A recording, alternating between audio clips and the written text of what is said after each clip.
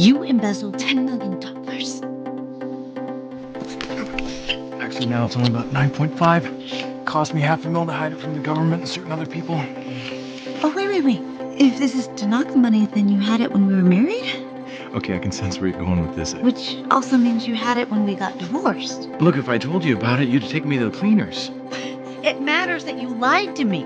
I can't trust you. Oh, come on! Serious, after everything I have been through? No, get out. Gabby, you should be happy right now. I have millions of dollars and I want you to be with me. Oh, so you want me to sleep with you and take your money. Gee, if that were a job, what would they call it?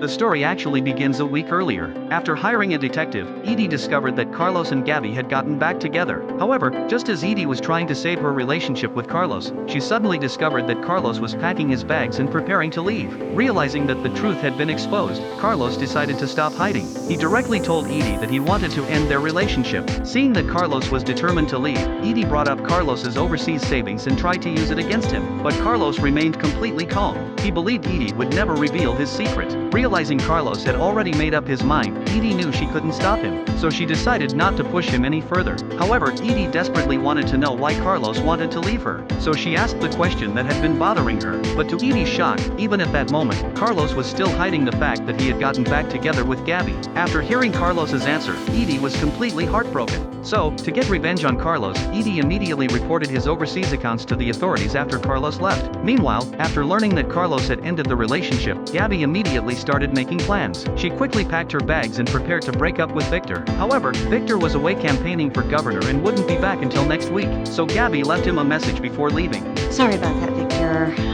Anyway, it's over. We both know it wasn't working. Good luck on everything, and you don't have to call me back. Okay, bye-bye.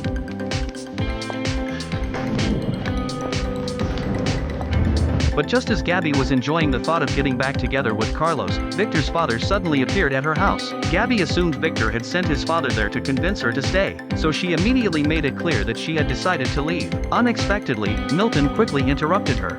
Oh, Victor hasn't heard the message. Oh, great. Now I have to break up with him all over again. You know, there's a lot of talk about Victor running for governor. The divorce on the eve of the campaign could be quite damaging. And you flew all the way here to twist my arm? No, I had something a little more subtle in mind. Milton, there is no amount of money that is... Wow. Yeah, you start tacking on those zeros, it gets hard to stop.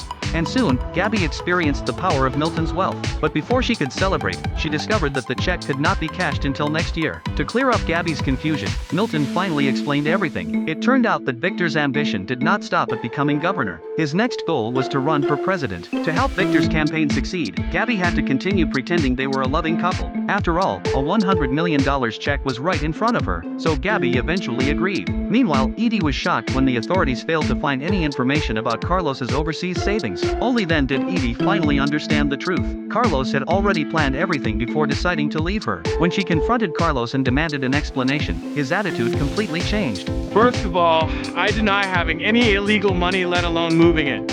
Why are you talking like that? I don't know, I thought you might be wearing a wire. You're paranoid, you know that? Well, don't I have reason to be?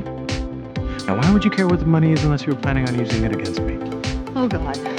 You think you are so clever. Well, you're not. In fact, you are the stupidest man I've ever met. You have no clue who you're dealing with. But believe me, you're gonna pay for what you've done to me, Carlos. This game is not over. Facing Edie's pressure, Carlos remained completely calm, but he had no idea that his reaction had completely angered Edie. Edie's plan to get even was about to begin. Meanwhile, after receiving the $100 million check, Gabby immediately contacted Carlos. She excitedly told him the good news. She thought Carlos would be happy, but Carlos rejected her. What's this for? Milton Lang doesn't want me to leave Victor until after he runs for governor. Once the election's over, ka-ching. So basically, you're taking money to sleep with a man you don't love. Gee, if that were a child, what would you call him? You don't have to sleep with him. Just stay with him for political reasons. It's basically a modeling fee for a 13-month photo. Absolutely not. Carlos, you're not working right now. And you know we'll never be happy if we're broke. We need this. Seeing this, Carlos had no choice but to reveal his secret. He had $10 million hidden in an overseas account, and that led to the scene at the beginning of the video. After learning that Carlos had $10 million saved overseas, Gabby immediately rushed forward and hugged him. But after calming down, Gabby suddenly realized something. If Carlos was telling the truth and the money already existed when they got married, it meant Carlos had been hiding this from her for years. This instantly made Gabby furious. Look, if I told you about it, you'd take me to the cleaners. Carlos, we were married. I was entitled to half of everything you embezzled. Look, we're back together now. What does it matter? It matters that you lied to me. I can't trust you. Oh, come on. Serious, after everything I have been through? No, get out. Gabby, you should be happy right now. I have millions of dollars and I want you to be with me. Oh, so you want me to sleep with you and take your money? Gee, if that were a job, what would they call it?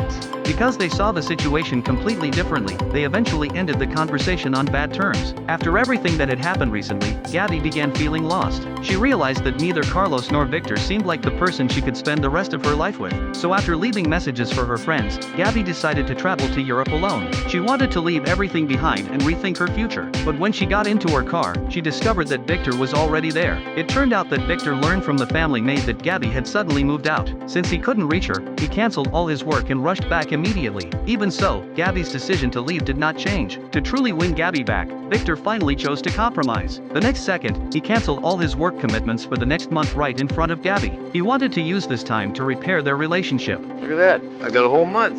You busy? Victor, I know you're only doing this because a divorce would hurt your run for governor. What if I don't run? You mean that? The governor's mansion is my father's dream. You know what my dream is? You. Don't run away, Gabby. If you do, please, take me with you.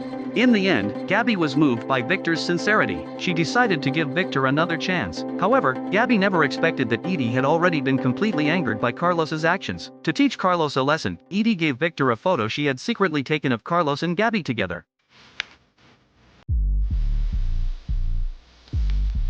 I'm sorry. I know how angry and humiliated you must feel. But don't take it all out on Gabby. Carlos seduced her. He hated you for taking his wife, so he decided to make a fool out of you. I think he deserves whatever's coming to him, don't you?